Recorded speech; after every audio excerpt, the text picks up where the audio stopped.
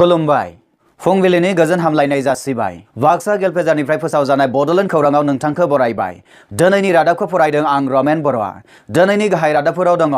बर' रेबग्रा जथुम आरो साहित्य अकादेमिनि जुथाइ बानजायनायाव दुलाराय भारत बांरावारि खन्थाइगिरि जथुमाया मैया जोबनानै थांबाय क'क्राझार डिसिनि मावख'आव PJSCBMनि 3 घन्टा धरना ट्राइबेल कमिटिआ फैगौ जानुवारि दाननि 11 खालाराव 24 घन्टा आसाम बन्द फोसावदों नोगोरारि सोदांनाय बिल 2014 खौ बातिल खालामनायनि दाबियाव नुंलिगर ऐक्य खेना अखमनि खावसे लांथिया धरना मिरु एबसुनि 57थि बोसोरसालिया जथुमाया मैया जोबनानै थांबाय लोकसभाया नोगोरारि सोदांनाय बिल 2016 खौ पास खालामबाय लोकसभाया मोनद' हारिफोरनो ST बिमुं होनाय बिलखौ पास खालामबाय मोखां बिजाबनि थुनलाइनि माला थुनलाइयारि हानजायाव 2018 मायथाइनि साबसिन थुनलाइयारि बिहोमागिरि बान्थाखौ फोसावबाय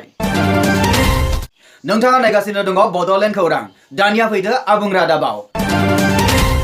बर' रेबग्रा जथुम आरो साहित्य अकादेमिनि जुथाइ बानजायनाय दुलाराय भारत बांरावारि खन्थाइगिरि जथुमाया मैया जोबनानै थांबाय बाक्सा जिल्लानि सिङाव थानाय बासबारि बियाबनि मानास हायुङारि पार्कआव खुंजानाय साननैनि बे हाबाफारिया 8 जानुवारियाव बेलासे 3 रिंगायाव थुनलाइयारि फोरबोआ थुनलाइ मोजां मोनग्रा बयनिबो मददजों जाफुंलाङो Bodo Writer Academy has organized this multilingual poets meet. मोनाबिलिनि 3 रिंगायाव बड' राइटार्स एकाडेमिनि आफादगिरि मुस्रि राजेन बसुमतारी बिथांनि आफादगिरि सामलायनायजों बेखेवनाय हाबाफारिखौ मावफुंनाय जायो बराय बिबुंथिखौ लाखियो साहित्य अकादेमि ईस्टार्न रिजननि program officer doctor Mihir Kumar Sahu बिथाङा खन्थाइ फरायनाय बुब्लिखौ बेखेवो बड' राइटार्स एकाडेमिनि बोसोनगिरि मुस्रि राखाव बसुमतारी बिथाङा सिनायथि बिबुंथि लाखियो बड' एडभाइजरी बर्डनि लिंथुमगिरि डक्टर अनिल बर' बिथाङा मख'जाथावदि बे हाबाफारियाव बर' रेबग्रा जथुमनि दाननैयारि लाइसि रेबग्रानि लाइसिखौ बेखेवनानै होयो बर' रेबग्रा जथुमनि बोसोनगिरि बड' एडभाइजरी बर्डनि सोद्रोमा मुस्रि राखाव बसुमतारी बिथाङा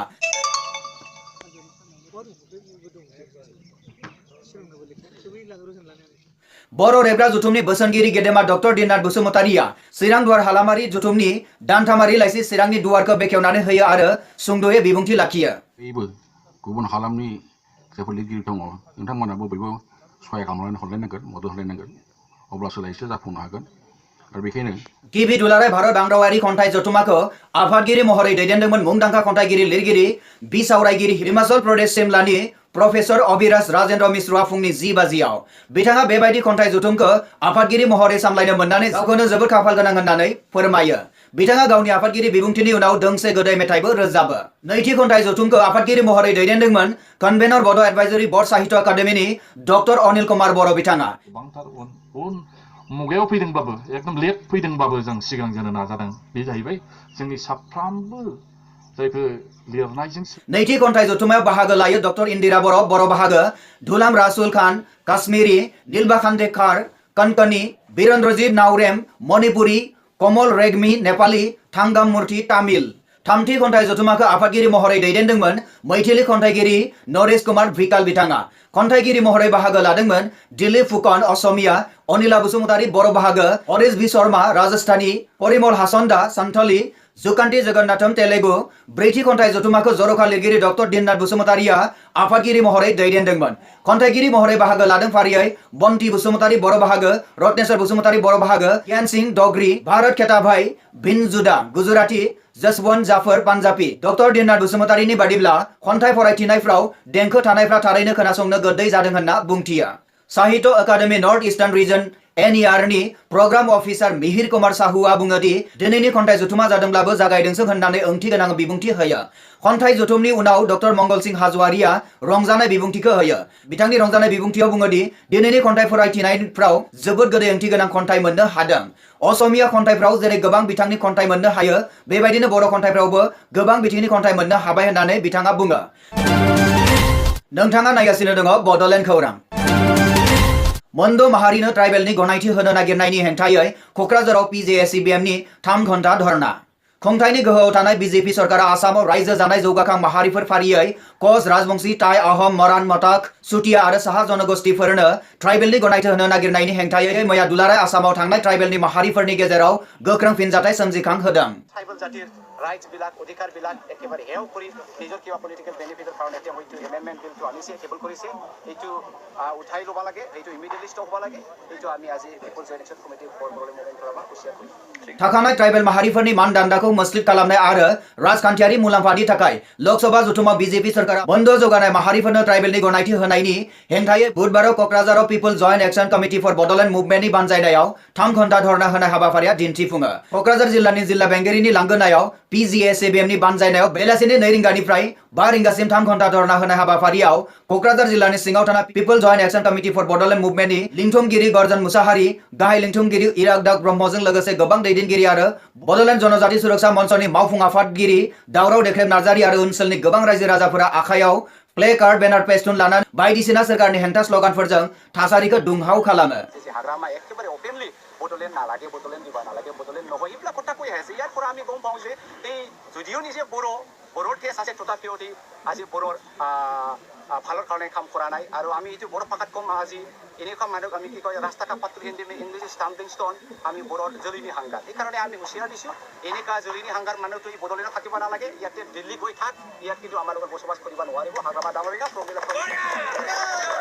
क'क्राझार जिल्लानि जिल्ला बेंगिरिनि लांगोनायाव 3 घन्टा धरना होनाय हाबाफारिनि गेजेरजों हादोरनि नखर मन्त्रि राजनाथ सिंह आरो खुंथायनि गोहोआव थानाय बीजेपी सरकारनो थाबैनो आसामाव थानाय मोनद' माहारिनो ट्राइबेलनि गनायथि होनो नागिरनायखौ हेंथायै क'क्राझार जिल्लानि जिल्ला बेंगिरिनि गेजेरजों गांसे गोसोखांलाइबो दैथायहरो।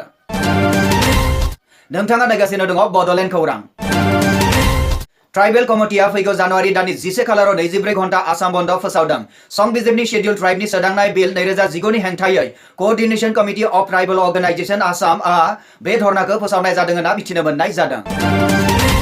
नोगोरारि सोदांनाय बिल 2014 खौ बातिल खालामनायनि दाबियाव नुमलिगर ऐक्य खेना अखमनि खावसे लांथिया धरना। नोगोरारि सोदांनाय बिलखौ बातिल खालामाब्ला आलफा सादिनखौ मदद होगोन होनना हुंकार होदों धरना होगिरिफोरा। 30 नं राजा लामाजों नुमलिगरनिफ्राय गलाघाट नोगोरसिम धरना हानजा सुरनायबो खालामो। बायदिसिना सरकारनि हेंथा स्ल'गानफोरजों थासारिखौ दुंहाव खालामो। नोंथाङा नायगासिनो दङ बड'लेण्ड खौरां। मिरु एबसुनि 57 बोसोरसालिया जुथुमाया मैया जोबनानै थांबाय। बाक्सा कुमारी काटानि गोजोन फोथाराव सानथामनि हाबाफारिजों खुंजानाय जुथुमानि जोबथा सान 9 जानुवारियाव फुंबिलिनि 8 रिंगानिफ्राय 3थि थान्दै मेल जिरायनाया जागायो।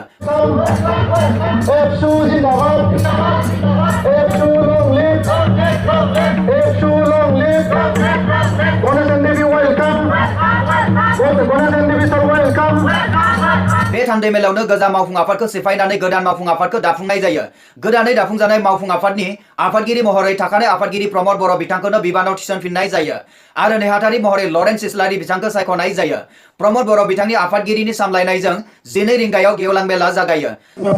मेसेज हरलाबायदों, नोंसोर जेबो गिनाङा,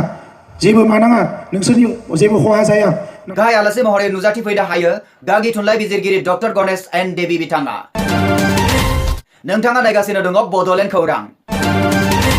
लोकसभाया नोगोरारि सोदांनाय बिल 2014 खौ पास खालामबाय। गोबां राजखान्थि हानजाफोरजों हेंथा होजानाय नोगोरारि सोदांनाय बिल 2014 खौ थांनाय मंगलबारै लोकसभाया पास खालामो। नखर मन्त्रि राजनाथ सिंहआ गावनि बिबुंथियाव बेखेवनानै फोरमायो दि सुबुं अनजिमानि बजाखौ आसामावल' लानो नांनाय नङा, नाथाय गासै भारत नाङैनो बे बजाखौ रानलायना लानांगोन। मिरु सरकारा आसामखौ बे बिथिङाव हेफाजाब होगोन होननानै सिंह बिथाङा बुङो।